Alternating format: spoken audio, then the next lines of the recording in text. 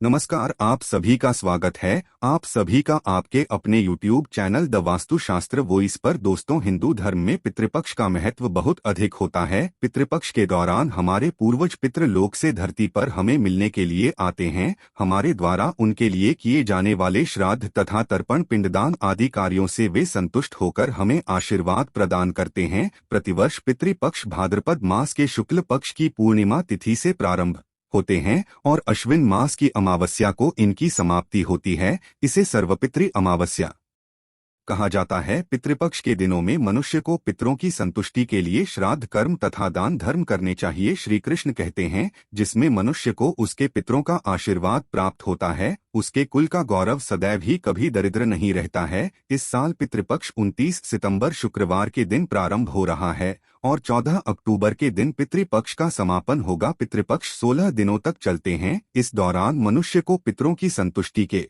लिए उपाय अवश्य करने चाहिए। दोस्तों, पितृ मनुष्य के परिवार का सुरक्षा कवच होते हैं। पितृ शक्ति मनुष्य की हर प्रकार के संकट से रक्षा करते हैं। तो दोस्तों, गुरुजी से सुनते हैं कि वो क्या कहते हैं इसके बारे में। तो आइए दोस्तों जानते हैं। दोस्तों, यदि घर में पितृ शक्ति का वास हो तो घर में किसी भी प्रकार की दुष्ट आत्मा तथा नकारात्मक शक्तियां प्रवेश नहीं करती है। इसीलिए हमें पितृपक्ष में कुछ ऐसे कार्य करने चाहिए जिससे हमारे घर में पितृ शक्ति का वास हो। पितरों को प्रसन्न करने के लिए गरुड़ पुराण में भगवान श्री कृष्ण ने बहुत ही महत्वपूर्ण उपाय बताए हैं। भगवान श्री कृष्ण के अनुसार पितरों की संतुष्टि के लिए सर्वोत्तम उपाय है दान करना, और दान में भी सर्वोत्तम होता है तिल का दान करना। जो भी मनुष्य पितृपक्ष में पितरों के लिए तिल का दान करता है, उसके सभी पापों का एवं दुखों का नाश हो जाता है। इसके अलावा आप पितृपक्ष में अपने पितरों की संतुष्टि के लिए वस्त्र आदि का दान अवश्य करें। यदि गाय को दान किया जाए तो कई गुना अधिक फलों की प्राप्ति होती है। दोस्तों, हमारे प्राचीन धर्म ग्रंथों में गाय को एक अत्यंत महत्वपूर्ण और पवित्र पशु माना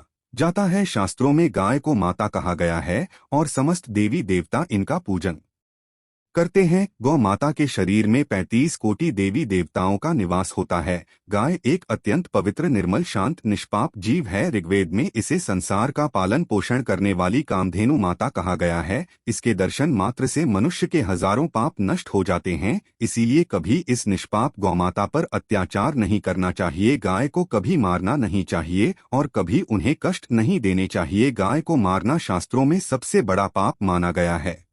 दोस्तों, भगवान श्री कृष्ण को गायों से विशेष लगाव था। उन्हें गौमाता बहुत अधिक प्रिय थी। श्री कृष्ण के अनुसार गायों की सेवा करना ही सर्वश्रेष्ठ धर्म है। इससे बड़ा पुण्य का कार्य संसार में दूसरा कोई नहीं। कलयुग की भविष्यवाणी करते हुए भगवान श्री कृष्ण कहते हैं कि कलयुग में जब धर्म का लोप हो जाएगा, जब मनुष्य गाय की सेवा नहीं करेंगे, मनुष्य केवल दूध के लिए ही गाय को पालेगा, दूध के लिए वह गाय को बहुत कष्ट देगा, जिसके परिणामस्वरूप कलयुग में पाप और अधर्म के चरम पर होगा। कलयुग के अंत का लक्षण बताते हुए श्री कृष्ण कहते हैं, जब संसार से गाय समाप्त हो जाएंगी तब कलयुग का अंत होगा। जो मनुष्य कलयुग में भी गाय की निस्वार्थ भाव से सेवा करेगा वह सुख समृद्धि प्राप्त करेगा। जो स्त्री रसोई में बनी पहली रोटी गौ माता को खिलाएगी वह सदा सुहागिन और सौभाग्यशाली रहेगी। जो लोग अपने घर में गाय से प्राप्त पंचगव्य को घर में रखेगा उसके घर में कभी दुख दरिद्रता नहीं आएगी। दोस्तों, हमारे धर्म के सभी शास्त्रों में गाय की सेवा को ही सर्वश्रेष्ठ माना गया है। जो व्यक्ति प्रतिदिन किसी न किसी तरह से गौमाता की सेवा करता है वह सबसे अधिक पुण्यवान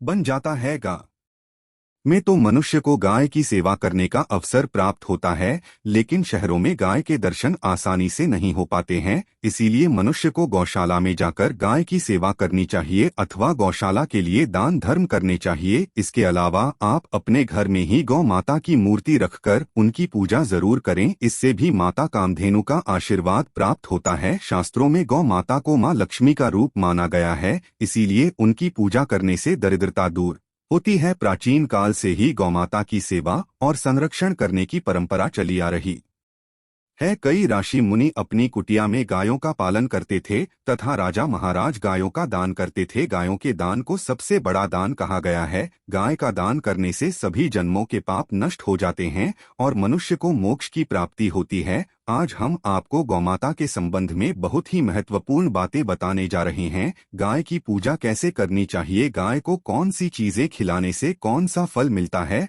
तथा गाय के किस अंग को स्पर्श करने से दरिद्रता दूर होती है। आंधी के बारे में हमारे शास्त्रों में बहुत ही महत्वपूर्ण ज्ञान दिया गया है। हमारी अत्यंत पूजनीय गौमाता के बारे में आप सभी को यह बातें अवश्य जान लेनी चाहिए। इससे आपके जीवन से सभी प्रकार के कष्ट दूर होंगे। दोस्तों, कई बार महिलाएं जाने अनजाने में गाय को कुछ चीजें खिला देती है, जिससे मां लक्ष्मी क्रोधित हो जाती है। शास्त्रों में कहा गया है कि यह चीजें गाय को कभी नहीं खिलानी चाहिए, जिससे मनुष्य के जीवन में दुर्भाग्य आता है और उसे किसी भी कार्य में सफलता नहीं मिलती है। तो चलिए जान लेते हैं वो माता के विषय में महत्वपूर्ण नियम। सबसे पहली बात है दोस्तों, गौ माता के दर्शन करना बहुत शुभ होता है। शास्त्र कहते हैं रोज सुबह गाय के दर्शन होने से पुण्य की प्राप्ति होती है और सुबह गोबर के दर्शन होने से लक्ष्मी की प्राप्ति होती है। अगर किसी महत्वपूर्ण कार्य के लिए जा रहे हैं और अचानक ही गौमाता आपके रास्ते में आ जाती है तो वह कार्य निश्चित ही सफल हो जाता है। किसी भी यात्रा पर निकलते समय अगर गौ माता के दर्शन हो जाए तो वह यात्रा सुखपूर्वक पूर्ण हो जाती है, इसमें संशय नहीं है। ज्योतिष शास्त्र के अनुसार कुंडली में यदि पितृ दोष होता है तो अन्य उपायों के साथ साथ गौ माता को प्रतिदिन रोटी और घास खिलाने से लाभ होता है और पितृदोष से मुक्ति मिलती है। इसी तरह कुंडली में यदि शनि की 7.5 या महादशा है तो हर शनिवार और अमावस्या को काले रंग की गाय को घास या रोटी खिलाएं और उसकी पूजा करें। इससे शनि दोष कम होता है। गौमूत्र यानी कि गाय का मूत्र बहुत ही उपयोगी, पवित्र और स्वास्थ्य की दृष्टि से अत्यंत हितकारी होता है। आध्यात्मिक दृष्टि से तो गौमूत्र का महत्व है ही, साथ ही वैज्ञानिक और स्वास्थ्य की दृष्टि से भी गौमूत्र के बहुत से लाभ बताए गए हैं। गौमूत्र में बहुत से खनिज पदार्थ और स्वास्थ्यवर्धक तत्व होते हैं जो हमारे शरीर की शुद्धि करते हैं और बहुत से रोगों से भी बचाते हैं। साथ ही गोमूत्र छिड़कने से वातावरण में शुद्धता और पवित्रता व्याप्त हो जाती है। इसीलिए हमारे शास्त्रों में शरीर को निरोगी रखने के लिए प्रतिदिन गौमूत्र का सेवन करने तथा घर में गौमूत्र छिड़कने के लिए कहा गया है। कुंडली में शुक्र ग्रह की स्थिति को मजबूत करने के लिए ज्योतिष शास्त्र के अनुसार सुबह के भोजन में सबसे पहली रोटी निकालकर एक सफेद गाय को खिलाना शुभ माना जाता है। अगर आपकी कुंडली में बुध ग्रह कमजोर है या आपको किसी कारण इसके दुष्प्रभाव झेलने पड़ रहे हैं तो हर बुधवार के दिन गाय को हरा चारा खिलाना शुरू कर दें। इससे बुध से जुड़े दुष्प्रभाव दूर होंगे और आपको तमाम समस्याओं का हल मिल जाएगा। अगर कुंडली में मंगल दोष है जिसके कारण आपके जीवन में कई तरह की परेशानियां हैं तो लाल रंग की गाय की सेवा करें। मंगलवार के दिन गाय का पूजन करें और उसे गुड़ और चने आदि खिलाएं। बृहस्पति ग्रह को जीवन के सभी मांगलिक कार्यों का कारक माना जाता है। ऐसे में अगर किसी व्यक्ति के जीवन में विवाह आदि मांगलिक कार्यों में विघ्न निर्माण हो रहे हैं तो उन लोगों को कुंडली में बृहस्पति ग्रह की स्थिति को मजबूत करने के लिए रोटी पर गुड़ और चने रखकर गाय को खिला देना चाहिए। इससे आपको शुभ परिणाम प्राप्त होते हैं। अगर घर में अशांति है, लड़ाई झगड़े होते रहते हैं तो घर में सुख शांति बनाए रखने के लिए घर के अंदर गाय के गोबर से बने उपले को जलाना चाहिए और उसका वहां संपूर्ण घर में फैलाना चाहिए। इससे घर की नकारात्मक ऊर्जा नष्ट होती है और सकारात्मक ऊर्जा में वृद्धि होती है। गाय के दूध, दही, घी, गोबर और गौमूत्र से बनने वाले मिश्रण को पंचगव्य कहते हैं। पंचगव्य को पापनाशक कहा जाता है और हिंदुओं की एक धार्मिक विधि प्रायश्चित करने में इसका उपयोग किया जाता है। पंचगव्य को बनाने वाली सभी वस्तुएं अत्यंत उपयोगी होती है जो स्वास्थ्य के लिए लाभदायक तो है ही, साथ ही औषधीय गुणों से भी भरपूर है। दोस्तों, अगर आपके द्वार पर गौ माता आती है तो उसे बिना रोटी खिलाए जाने मत देना, नहीं तो आपको दुर्भाग्य का सामना करना पड़ेगा, क्योंकि जिसके द्वार से गाय बिना कुछ प्राप्त किए लौट जाती है उसके घर से लक्ष्मी भी चली जाती है। प्रत्येक स्त्री को प्रतिदिन गाय के लिए एक रोटी बनानी चाहिए और प्रेम से गौ माता को खिलानी चाहिए। इससे गौ माता का आशीर्वाद प्राप्त होता है और मन की इच्छाएं पूर्ण होती हैं। कुछ लोग गौ माता को बासी भोजन अथवा जूठन खिला देते हैं, इसे शास्त्रों में पाप माना गया है। आप किसी अन्य पशुओं को खिला सकते हैं लेकिन गाय को कभी झूठ नहीं खिलाना चाहिए। भूख लगने के कारण गौमाता उस अन्न को ग्रहण तो कर लेती है लेकिन इसका पाप उस व्यक्ति को लगता है जो गौमाता को ऐसा बासी भोजन खिलाता है।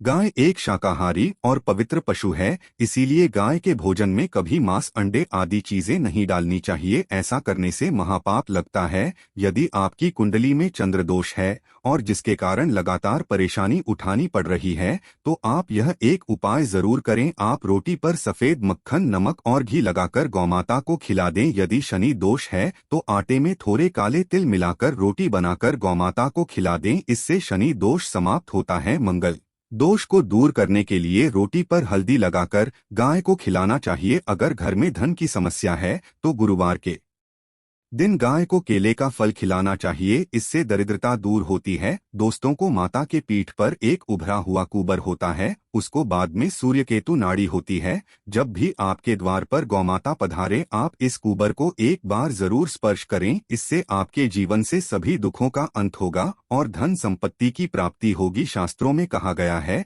जो मनुष्य तन मन धन से गौमाता की सेवा करता है, वह मृत्यु के बाद वैतरणी नदी को गौमाता की पूंछ पकड़कर पार कर लेता है। उस व्यक्ति की अकाल मृत्यु नहीं होती है और उसे मोक्ष की प्राप्ति होती है, जिससे व्यक्ति के भाग्य की रेखा सोई हुई है। अगर वह व्यक्ति अपनी हथेली पर गुड़ रखकर गौमाता की जीभ से चटाता है तो उसकी सोई हुई भाग्य रेखा खुल जाती है और उसका दुर्भाग्य सौभाग्य में परिवर्तित हो जाता है। तो दोस्तों, इस प्रकार से आप सभी गौमाता की सेवा जरूर करें। उम्मीद है आपको यह जानकारी अच्छी लगी होगी। वीडियो को लाइक जरूर करें और कमेंट में जय गौमाता, साथ ही चैनल को सब्सक्राइब करें। आप सभी का धन्यवाद।